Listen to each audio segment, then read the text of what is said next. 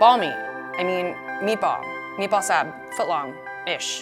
So how you feeling? There's some, you know what? I'm feeling okay. Like my penis reduction surgery went well, so recovering from that. Thanks. Yep. Didn't get the heads up on that memo. Yeah, I know. I was trying to keep it low key, but here we are. In a way. Yeah. So you're talking about this ball meat, meatball thing. So we're gonna make a meatball sub today. Let's do it. So the thing to me, like one of the reasons why I love hanging out with you and your crew actually, but you have known forever. Our husbands, wives, our friend group is super dope. You're always fun, always having a great time. And you explained like how this community works, right? So people like Brynne Weaver, every chapter has something in it. Yeah. So when you're cooking, dog, you gotta put something into every single step. So first, for this ball meat, meatball? Ball meat. Ball meat, okay.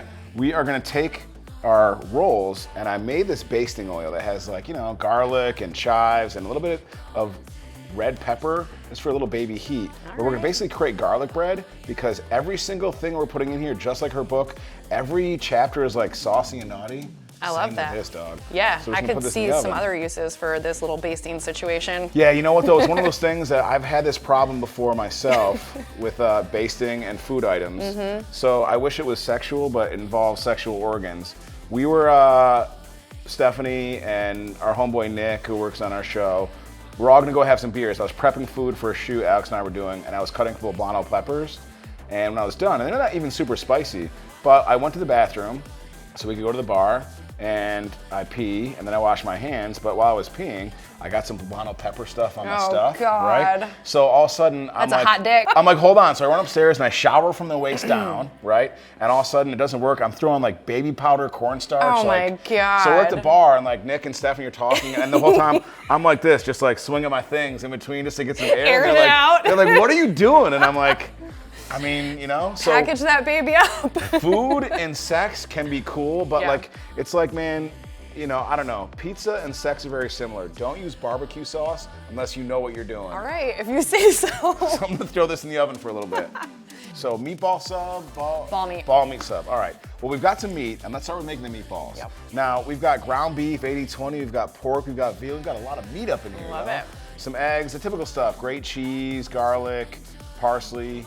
But the thing I love the most though actually is just like the book, like we're saying, like all that extra sauciness. So there's a woman-owned bakery in town that we love, Possibilities, got a couple loaves of their bread and then dried it, powdered it, and then mixed it with butter and garlic and then dried it. But before I mix it by hand, which is what you gotta do, get your hands dirty. Right. I'm taking my wedding ring off, which I only do when I'm taking a shower, when I'm making meatballs, or I'm out of town. All right, well, that you do you. Okay. So give me more of this action, man, more of the sauce. All right, so I swear I only blink, but that brief motion feels like it's about 1,000 years long as my mind scours through every item on the menu I have memorized, landing on the only word I can seem to summon: meat. Meat? Ball. The guy's head tilts, my throat strains around a dedicated swallow. Ball meat.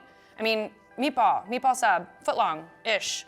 Our gazes both drop to the tinfoil in my hand. It's barely 4 inches long and maybe 2 inches wide at best. 4 inches, like most men say, no, it's like 6 inches long. Like, Yeah, that's generous. I also like how she talked about her throat strain because even by not being dirty in that section, it's A lot of dirty. innuendo, yeah. This is violent, dog. It hits all the right places. Yeah, it does.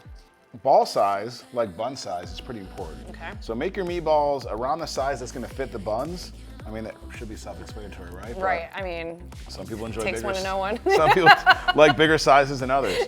Now, when you're making these type of parties too, like these books, I love that it's become something that's been destigmatized, Yeah. which is important. So how does someone that has not really gotten into it yet have a chance to get into it? Where do they find out about this? Yeah, so I think if you haven't been exposed to the romance genre yet, you really want to start small and ease into it. Okay. Finding the innuendo coming a lot easier now. Yeah. But I think something like Taurus season is not something you're going to dive right into. It might be a little bit too much too soon.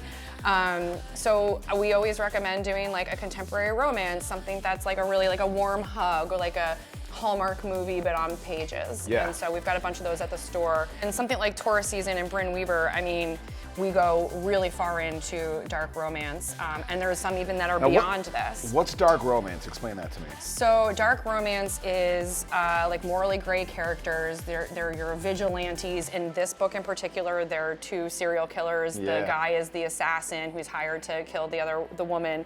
Oh, snap. And so it's enemies to lovers, but you know, they make questionable choices in life where you're like, all right, I probably wouldn't date a serial killer, but works for them. Yeah. Well, let me ask you a question. And your husband is one of my best friends, so pretend he didn't exist.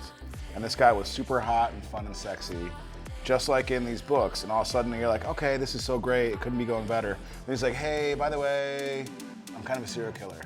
Yeah, it's a hard no for me. Is it a hard no? Is it a hard no? I like reading about it. Okay. I don't think that's something, I'm like, I'm good. I'm a good girl. Now I'm just gonna fry these things up for 10, 15 minutes aside till it's hard and rugged on the outside, but sweet and tender on the inside. That's my type of ball meat. While that's cooking, let me get at you, y'all. Go to our website and buy some merch, because we're trying to keep the lights on. And while you're at it, like and subscribe too, baby. Spatchcock Nation versus the world. So we got our meatballs, which we pressed down and got the cheesy burn stuff. Ball meat. Ball meat, yeah. So we're gonna put these on each one, right? We got 3 per side. But the trick is with a good meatball sub, to me, is the sauce. So just like Brynne, just like you, just like all the people I love up in this world, you gotta go all out. So I made a bolognese sauce. And when you first told me about this, and it was ball meat, I don't know if it was like chopped up testicles. Bones. Bones, okay. Femurs, tibias. Well, I was going testicles because that's what you do. Well, you do you again. Yeah. I mean, whatever you're into. There's 2 things we don't do in this house. We don't kink shame, we don't food shame. For real. So that's what's up. So to get the testicle flavor to a little bit, I used mushrooms because testicles, when you cook them, they taste like fried mushrooms. Oh, is that right? Yeah, me and the crew were all hanging out at this great restaurant. Oh, Riley's. you're for real? Totally, dude. And they have this thing called the Testicle Festival. And every night they serve a different animal testicle. And they're always like a deep fried testicle. Oh my Lord. Like you got like bulls, you got like sheep, turkeys, but all of them basically taste like a fried mushroom. Now we've got our sauce on here. We're gonna lay on some thickly sliced fresh mozzarella and then broil it so this is all gooey down the side. It almost becomes like an open sandwich if we do it. The cheese melted, we hit it with a blowtorch. We're gonna hit it with some basil because the sweetness is just nice with all the fatty goodness, but hit me with more of that goodness. All right. I don't know if it's the drugs scrambling my brain or if it's just her, but no woman has ever felt as good as Harper. Her heat, her scent, and the way she seems so soft and pliable in my hands despite all the lethal barbs that fly from her mouth. I never needed anyone as badly, the one person I should never want. Damn. You know, this meatball sub is probably something I shouldn't want, but I want it. And I think it's gonna be soft and pliable in my hands. All right. Too. Let's find out. Dig in. Let's get into this thing. All right. Wait, do you have protection? Always thinking.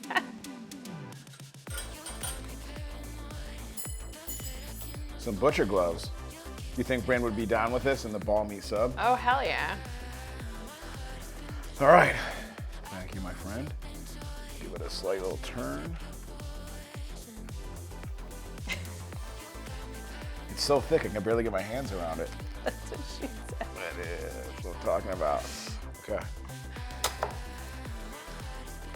All right, now,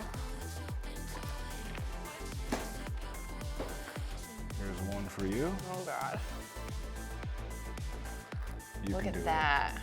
That's a good looking meatball sub. Ball meat. Ball meat. That's some good ball meat. Yo, welcome to Spatchcock Nation, y'all. Once you're in till death, baby, and we love you to death for being on here. We throw killer parties, massive events. We're about bringing people together, showing the love through food, drinking, partying. Spatchcock Funk. Dope food, strong drinks, great stories.